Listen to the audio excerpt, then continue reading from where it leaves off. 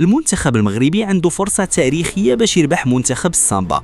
البرازيل دخل المونديال وهي ناقصة، نجوم كبار طاحوا بالإصابات، أنشيلوتي مرتبك والجماهير البرازيلية خايفة من الأسوأ.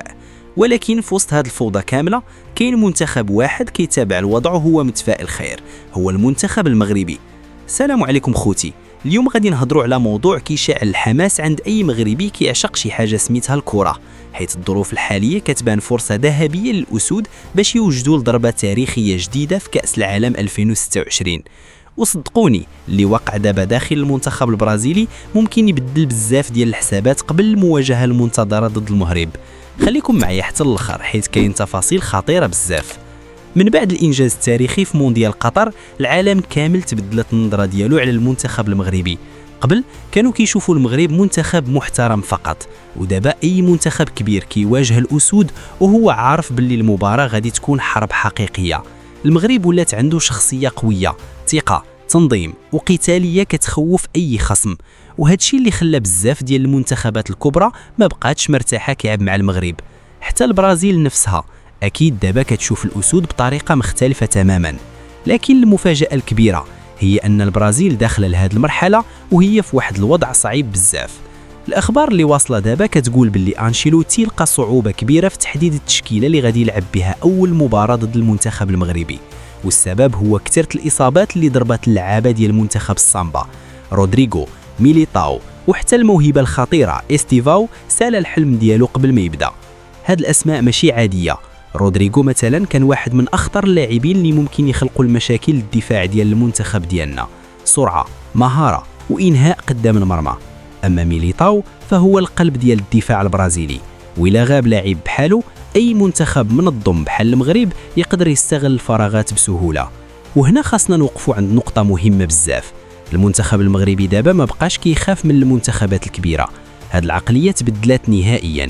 في مونديال قطر شفنا كيفاش الأسود وقفوا قدام كرواتيا، بلجيكا، إسبانيا والبرتغال، خرجوا منتخبات كبار من البطولة. يعني مواجهات البرازيل اليوم ماشي حلم مستحيل بحال قبل سنوات، بالعكس كاينين الناس دابا كيامنوا أن المغرب يقدر يربح أي منتخب في العالم إلا لعب بالطريقة المعروفة ديالو. واللي كيزيد يقوي حظوظ المغرب هو عقلية المدرب محمد وهبي، واللي ربح بها كأس العالم ديال الشباب. صحيح كاين ضغط كبير على المنتخب، لكن وهبي عارف كيفاش يبني مجموعة عندها الروح القتالية. أي لاعب كيدخل المنتخب المغربي دابا كيدخل بعقلية المحارب، وهذه النقطة مهمة بزاف في البطولات الكبرى، خصوصا ضد منتخب بحال البرازيل اللي ممكن يتأثر نفسيا بالإصابات والضغط الإعلامي الكبير اللي محطوط عليه. حيث بطبيعة الحال كتبقى البرازيل المرشح الأول للفوز ماشي غير بالمباراة ولكن بكأس العالم. الإصابات خلقت تخوف كبير في محيط البرازيل. أنشيلوتي باقي كيحاول يلقى التشكيلة المثالية، وبعض اللاعبين الجدد مازال ما منسجمينش مزيان، وهنا المغرب يقدر يضرب الضربة ديالو. تخيل معايا هذا السيناريو، المغرب يدير مباراة كبيرة ضد البرازيل، العالم كامل كيتفرج والضغط كامل على منتخب السامبا. الأسود كيكونوا أخطر من اللي كيكون الخصم هو المرشح، حيث المنتخب المغربي كيعرف يلعب على التفاصيل الصغيرة، هجمة مرتدة وحدة، كرة ثابتة والماتش كامل يقدر يتقلب. وزيد عليها نقطة مهمة بزاف، الجماهير المغربية. أي منتخب في العالم دابا ولا كيعرف باللي الجمهور المغربي قادر يحول أي ملعب الجحيم. في قطر شفنا الجمهور كيف كان معمر التيران، المدرجات كانت كلها بالأحمر، وهذا الدعم النفسي كيخلي اللاعبين يدخلوا بطاقة مختلفة تماما.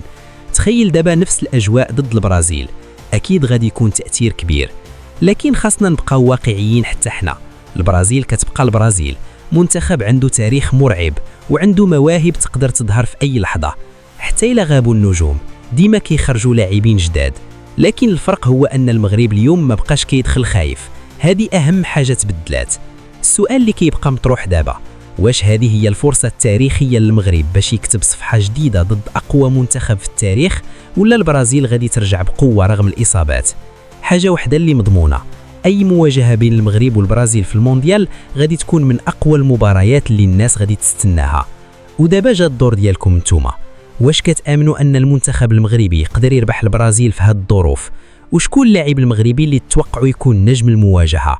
خليوا لينا رأيكم في كومنتير، وما تنساوش لايك وسبسكرايب باش تشجعونا نقدموا المزيد.